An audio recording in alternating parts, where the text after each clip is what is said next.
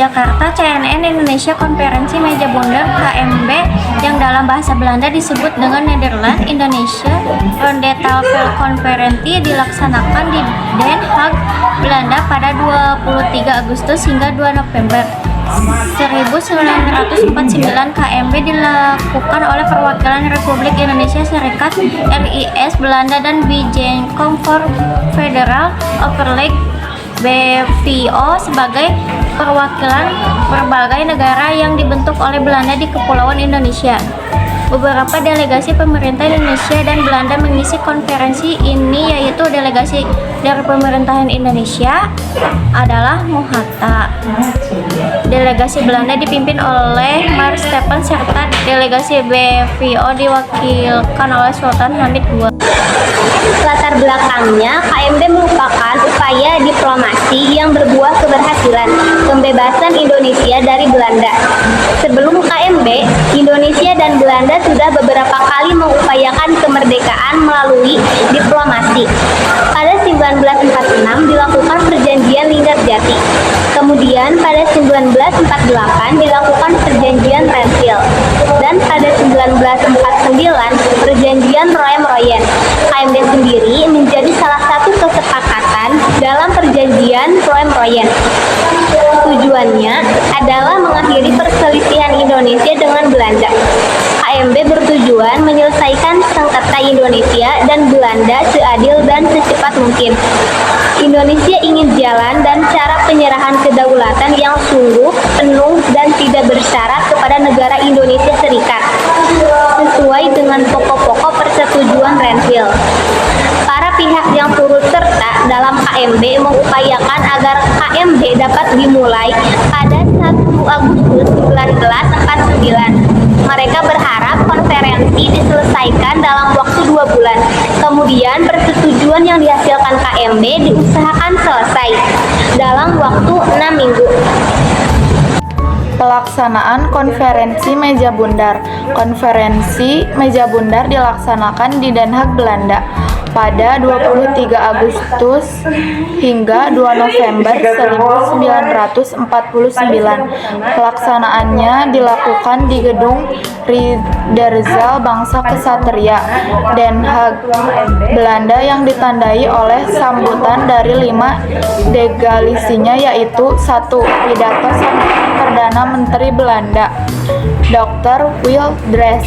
2. Pidato sambutan Perdana Menteri RI DRS Muhammad Hatta. 3. Pidato sambutan Ketua BVO Sultan Hamid II.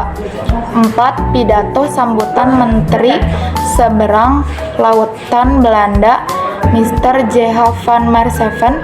5. Pidato sambutan Ketua Mingguan United Nations Commission for Indonesia UNC atau Komisi Perserikatan Bangsa-Bangsa untuk Indonesia Thomas K.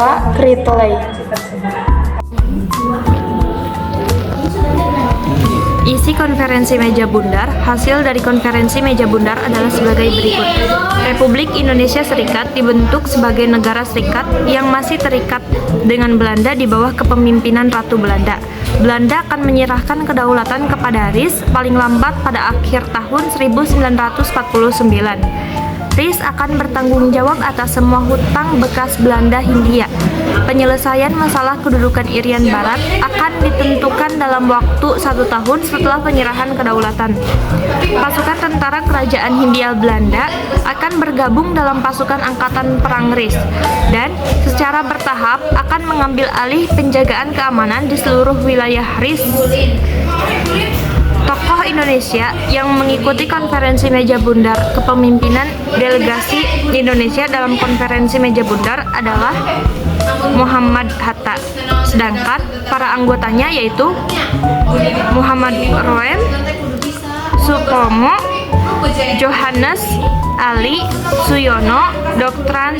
Sumitro, Abdul Karim, Kolonel, dan Dr. Muwardi. Resolusi pelingkup ini ditetapkan setelah Belanda menyerahkan kedaulatannya kepada RIS. Akhirnya Dr. Wilders pun secara resmi menutup KMB pada tanggal 2 November 1949 dan persiapan pengakuan kedaulatan Indonesia oleh Belanda akan segera dilaksanakan.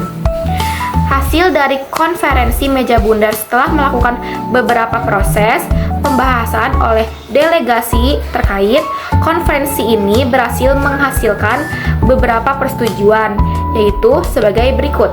Yang pertama, Belanda menyerahkan sepenuhnya kedaulatan atas Hindia Belanda kepada Republik Indonesia Serikat. Dan yang kedua, itu tidak dapat dicabut kembali. Penyerahan kedaulatan tersebut dilakukan selambat-lambatnya pada tanggal 30 Desember 1949. Masalah Irian Barat akan dibicarakan setelah 1 tahun penyerahan kedaulatan. Selain itu, RIS dan Kerajaan Belanda terikat dalam hubungan Uni Indonesia-Belanda yang dikepalai oleh Ratu Belanda. Kapal perang Belanda akan ditarik kembali dari Indonesia dengan catatan bahwa beberapa convert kapal perang kecil akan diserahkan kepada RIS. Untuk menindaklanjuti KMB diadakanlah Presiden RIS pada tanggal 16 Desember 1949 yang mana dalam pemilihan tersebut terpilihlah IR Soekarno sebagai Presiden RIS dan dilantik pada tanggal 17 Desember 1949. Berkat KMB, Indonesia akhirnya mendapat kedaulatannya. Acara penyerahan kedaulatannya berlangsung pada 7 Desember 1949. Penandatanganan naskah penyerahan kedaulatan berlangsung di 2 kota, yakni Amsterdam dan Jakarta. Di Amsterdam, naskah penyerahan kedaulatan ditandatangani Ratu Juliana dan Mohatta. Sementara di Jakarta, naskah ditandatangani A.H.J. Loving dan Sri Sultan Hamengkubuwono IX.